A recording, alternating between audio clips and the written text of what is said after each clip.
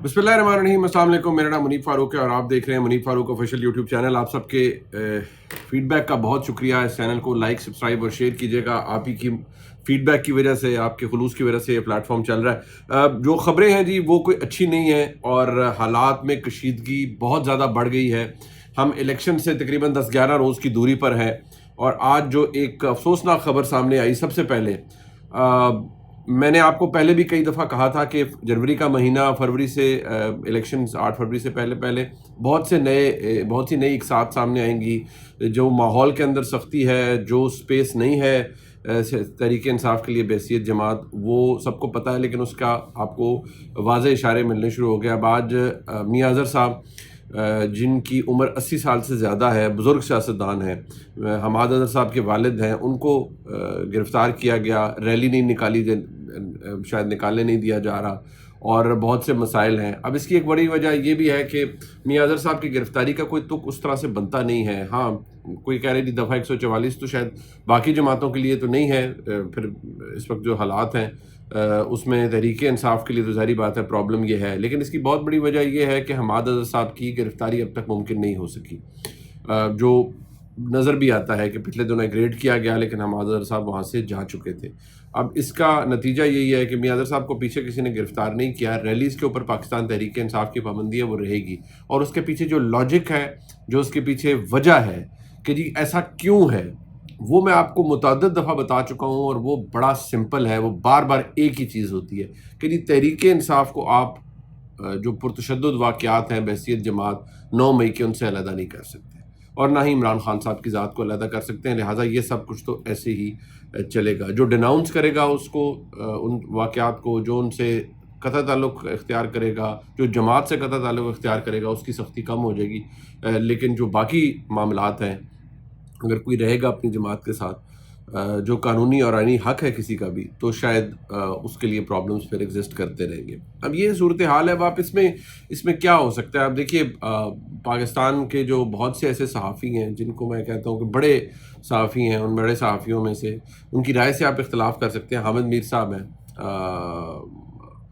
हामिद मीर साहब ने एक भारतीय जर्नलिस्ट को इंटरव्यू दिया, उनसे गुफ्तगू की, और इमरान खान से और हामिद मीर साहब ने जो उसके ऊपर उन्होंने एग्जैक्टली मैं वो सुन नहीं सका हामिद मीर साहब ने उसके अंदर क्या कहा, लेकिन जो उसके ऊपर लिखा हुआ है वो ये कि जी नया ये इलेक्शन नई सिलेक्शन है और मियां नवाज शरीफ साहब को इम्पोज किया जाएगा, यानी उन्हें मुसल्लत किया जाएगा। ये हामिद मीर साहब का कहना है।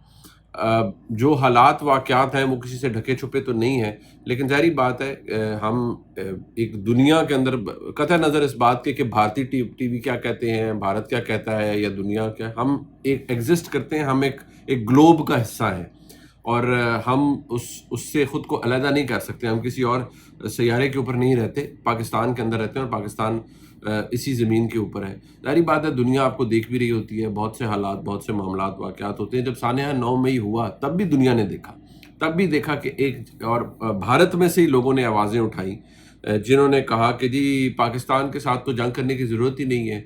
और कई लोग ऐसे थे जिन्होंने ये वो अपने व्लॉग्स वगैरह भी करते हैं, उन्होंने कहा जी जितना नुकसान इमरान खान ने पाकिस्तान की रियासत को या फ़ौज को पहुँचा दिया है तो लड़ाई करने की तो ज़रूरत ही नहीं है।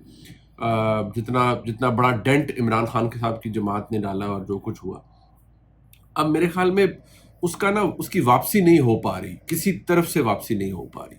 और तारीख में वाक़यात हुए होंगे, लेकिन जो ये जिस नहज पर आज हम हैं, ये कम से कम मुझे अपनी एडल्ट लाइफ के अंदर तो इसकी कोई नज़र नहीं आता। मैं एक बड़ा बेसिक सा तालिब इल्म भी हूँ तारीख़ का, अपनी तरफ से कोशिश करता हूँ कि चीज़ों को पढ़ा जाए, समझा जाए तारीख़ी पस मंज़र में। ये वाले जो हालात थे, अब लोग याद दिलाते हैं कि जी जनरल ज़िया के दौर में क्या था, या उस वक्त क्या कैदोबंद की सोबतें लोगों ने बर्दाश्त की, कोड़े खाए, सब कुछ किया, वो सब कुछ अपनी जगह, या वो एक full flat declared martial law था। आज की तारीख में आज ये वजह हम इस जगह पर क्यों पहुँचे हैं?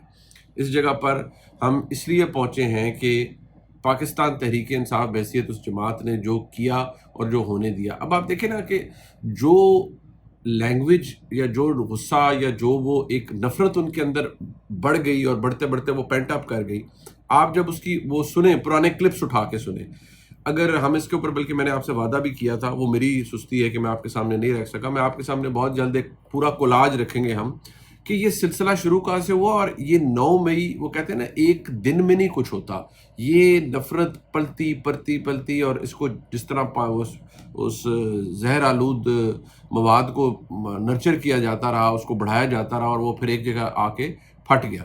لوگ تو کہتے ہیں نہیں جو عمران خان صاحب کی گرفتاری ہوئی تھی تو یہ ہو گیا، بھی گرفتاری ہوئی تھی at the end of the day, بالکل وہ اگر غیر قانونی تھی، جسے سپریم کورٹ نے کہا کہ ہائی کورٹ کے احاطے سے کی گئی اور غیر قانونی ہے، لیکن یہ طریقہ کار نہیں تھا۔ بہت ہی عمران خان صاحب کی پاپولیرٹی تو عروج پر تھی، ان کی جماعت اگر کسی ایک جگہ ایک گراؤنڈ میں اکٹھے ہو کر بیٹھ جاتے، دھرنا دے دیتے ایک جگہ گراؤنڈ کے اندر، F9 پارک کے اندر دے دیتے، اور پوری میڈیا ان کو کور کرتا، سب کچھ ہوتا، یا جو بھی کچھ ہوتا، لوگ دیکھتے کہ نہیں عمران خان کے لیے لوگ کتنے باہر نکلے۔ یہ جو پرتشدد واقعات ہوئے، اس نے میرے خیال میں کیا، اس نے تو کمر ہی توڑ دی پاکستان تحریک انصاف کی بحیثیت جماعت۔ اور اب آج ہم یہاں کھڑے ہیں کہ حماد اظہر صاحب کے والد صاحب کو گرفتار کر لیا جاتا ہے۔ میں اس لیے بات کہتا ہوں، مجھے کیوں تکلیف ہوتی ہے کہ یار at the end of the day ہم سب پاکستانی ہیں، سب محب وطن ہیں، اور میں کسی کی محب الوطنی پہ سوال نہیں اٹھا سکتا، نہ ہی میں اس کے اوپر کسی کو ججمنٹ پاس کر سکتا ہوں۔ ہاں، بزرگ ہیں، آپ کے بھی بزرگ ہوں گے جو دیکھ رہے ہیں، میرے بھی بزرگ ہیں، تو بندے کو تکلیف ضرور ہوتی ہے یار کہ اس ایج کے اندر ان کو کیوں کوئی گرفتار کرے، یا کیا گرفتاری عمل میں اگر لائی گئی ہے، اگر کچھ ہے تو ان کے ساتھ نرمی برتی جائے، یار وہ بزرگ شخصیت ہے۔ حماد اظہر صاحب کو چاہیے کہ میرے خیال میں ان کو یہ ڈر ہے حماد اظہر صاحب کو کہ اگر وہ آئیں گے تو ان کو بھی غائب کر دیا جائے گا، مطلب یا ان کو ہوگا، یہ بہت سے پی ٹی آئی کے جو لوگ چھپے ہوئے ہیں، کوئی ملک سے باہر چلا گیا، کوئی ادھر ہو گیا ہوگا، ان کے ذہن میں صرف ایک ہی بات ہے، وہ جی ٹھیک ہے جی، ہم یہ پیشیاں کچہریاں عدالتیں تو برداشت کر لیں گے، لیکن اگر ہم بالکل ہی غائب ہو گئے تو پھر ہمارا کیا ہوگا۔ یہ بہت سے لوگ اس طرح بات کرتے ہیں، اور حماد اظہر صاحب کا بھی ایک یہی کنسرن ہے۔ لیکن میری صرف ایک بنیادی سوال ان سے یہ ہے کہ یار آپ لوگ اتنے پڑھے لکھے لوگ ہیں، آپ لوگ کہاں تھے؟ آپ لوگ کہاں تھے؟ آپ کی عقل سمجھ کہاں تھی جب یہ لوٹ پڑ رہی تھی، جب یہ نفرت پنپ رہی تھی، جب یہ مواد اکٹھا ہو رہا تھا، زہر اکٹھا ہو رہا تھا؟ تو آپ کو کسی کو جھنجھوڑنا چاہیے تھا کہ وہ بھائی خدا کے لیے یہ قومی حادثہ بن جائے گا، نہ صرف تحریک انصاف بحیثیت جماعت کے لیے بلکہ اس ملک کے لیے، اس ملک کے لیے، فوج کے لیے، سب کے لیے، اور وہ قومی حادثہ بن گیا۔ اب آج آپ دیکھیے ہم کہاں کھڑے ہیں۔ میں بحیثیت ایک عام پاکستانی، میں تو ایڈوکیٹ کرتا ہوں بالکل جی 9 مئی میں جن لوگوں نے کردار ادا کیا، بالواسطہ بلا واسطہ قانون کے مطابق انہیں سزا دیں۔ اس سے آگے جب بہت سی باتیں ایسی ہوتی ہیں جو میں سمجھتا ہوں کہ یار یہ نہیں ہونی چاہیے لیکن وہ ہو رہی ہوتی ہیں، تو میں صرف ان کے اوپر یہ کہہ سکتا ہوں کہ یار یہ کب ختم ہوگا، اس میں ریورس گیئر کب لگے گا، کیسے ہوگا، کیا ہوگا۔ لیکن ابھی تو جو سختی کا ماحول ہے وہ اتنی زیادہ سختی ہے کہ اس پہ کسی کو معافی نہیں مل رہی، اور پاکستان کی اسٹیبلشمنٹ نے، فوج نے فیصلہ کیا کہ نہیں جی یہ جو ہمارے ساتھ ہو گیا ہے یہ تو ریڈ لائن تھی، اور ریڈ لائن بہت پیچھے رہے گی، اس نے تو ڈنٹ ڈال دیا، تباہ کر کے رکھ دیا جو انسٹیٹیوشنل سیکروسینس ہے اس کو۔ یہ تو چیف کے خلاف میوٹنی ہونے لگی تھی، یہ تو ریاست پر چڑھ دوڑے تھے، اور یہ تو پتہ نہیں کیا ہو جانا تھا۔ تو اس کو جب ریورس کیا گیا تو انہوں نے جو سامنے نظر آ رہے تھے ان کو بھی کیا، اپنے اندر بھی میں بار بار کہتا ہوں کلینزنگ کی ابھی بھی ہمیں مکمل طور پر نہیں پتا، بہت سے ایسے لوگ ہیں جو ابھی بھی انڈر انویسٹیگیشن ہے فوج کے اندر، اور ان کے تانے بانے، کیونکہ وہ اب کچھ کا تو میں نے آپ کو کئی دفعہ بتا چکا ہوں کہ فوج نے اناؤنس کیا کہ اتنے، کوئی 1 اسٹار تھا، کوئی 2 اسٹار تھا، کوئی بریگیڈیئر تھا، کون تھے جن کا انتصاب ہوا، لیکن ابھی تک وہاں پہ بھی کسی نے معافی نہیں دی کسی کو۔ تو یہاں پر آپ دیکھ لیجیے حالات کہاں، واقعات کہاں پہنچ چکے ہیں۔ اب یہ سب کچھ ہے جی، اور دوسرا آپ نے دیکھیں جس طرح سیاست کے اندر اب وہ حمزہ شہباز شریف صاحب پہ کسی نے جوتا پھینکا، کیسر شیخ صاحب پہ کسی نے پتھر پھینکا، اسی طرح خواجہ آصف صاحب پہ 2018 کے الیکشن سے پہلے کسی نے سیاہی پھینک دی تھی، شاید 2018 کا الیکشن ہی وہ تھا۔ اور یہ جو اتنی تلخی اور اتنی وہ سب کچھ ہے، یہ نفرت ہے وہ جو پنپ رہی ہے، اور یہ اللہ تعالیٰ کرم کرے اور یہ 2024 کے الیکشنز خیر خیریت سے ہو جائیں۔ کیسے ہوں گے، کیا ہوں گے، ان کے بارے میں کیا کمنٹ کیا جا سکتا ہے۔ اب علیمہ خان صاحب عمران خان صاحب کی ہمشیرہ ہے، وہ انہوں نے فرمایا کہ عمران خان صاحب کو 8 فروری سے پہلے وہ سزائے موت دینا چاہتے ہیں۔ میرا نہیں خیال بھائی، اس کیس کے اندر، سیفر کیس کے اندر، بے شک سرکاری وکیل کو کہتے رہیں، لیکن مجھے جو قانونی طور پر لگ رہا ہے 2-3 سال کی سزا سے زیادہ مجھے سمجھ نہیں آتا۔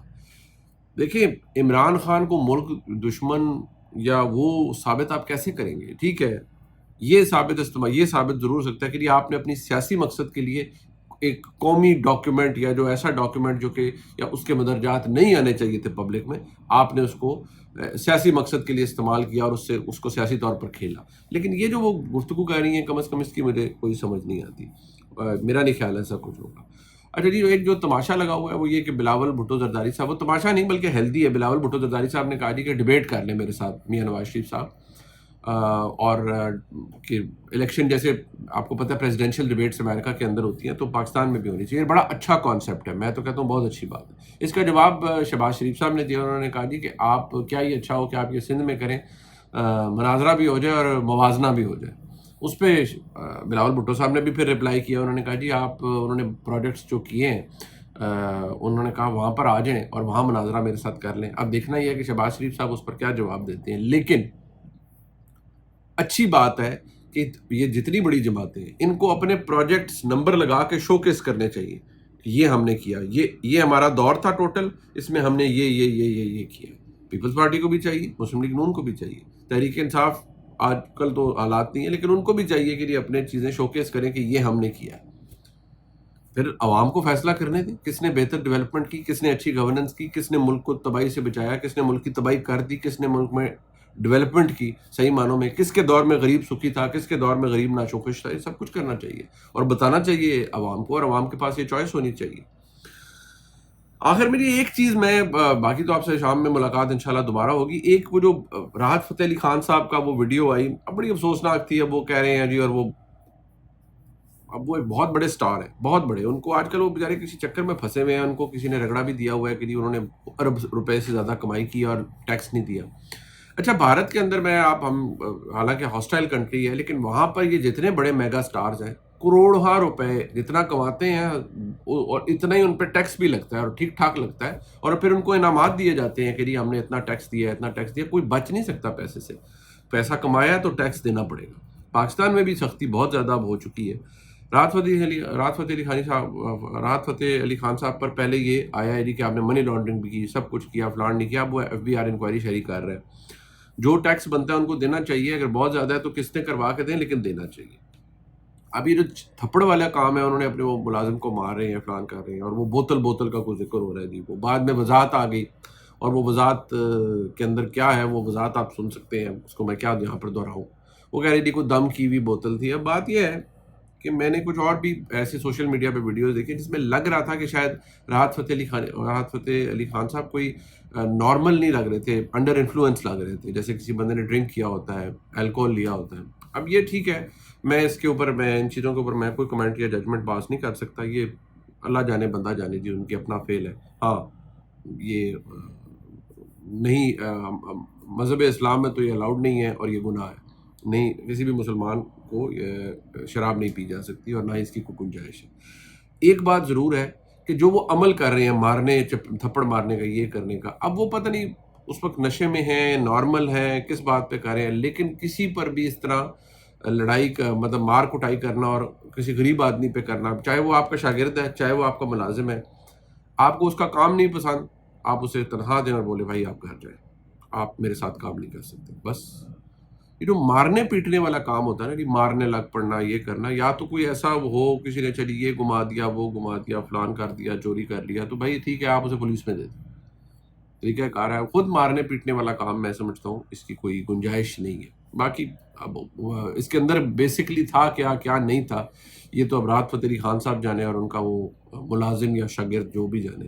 لیکن یہ نہایت افسوسناک، اور میں تو یہ کہوں گا یہ نہیں، مطلب اس کی کوئی گنجائش نہیں ہے. پہلے بھی ایسے واقعات ہوئے ہیں جہاں ڈومیسٹک ہیلپ کے نام پر جو معصوم بچوں کے ساتھ کیا گیا ہے، وہ بھی نہیں ہونا چاہیے، کسی ایڈلٹ کے ساتھ بھی نہیں ہونا چاہیے. آپ کو کسی کا کام نہیں پسند، کوئی اگر آپ کے گھر ملازم ہے، آپ کا ساتھ اسسٹ کر رہا ہے، آپ اس کا کام نہیں پسند، اس کا حق ادا کرے. اور جب اللہ کا آپ پہ اتنا فضل ہو، آپ اس کا حق ادا کریں اور اسے بولے بھائی آپ میرے ساتھ کام نہیں کر سکتے، میں آپ کے کام سے خوش نہیں ہوں، بس بات ختم.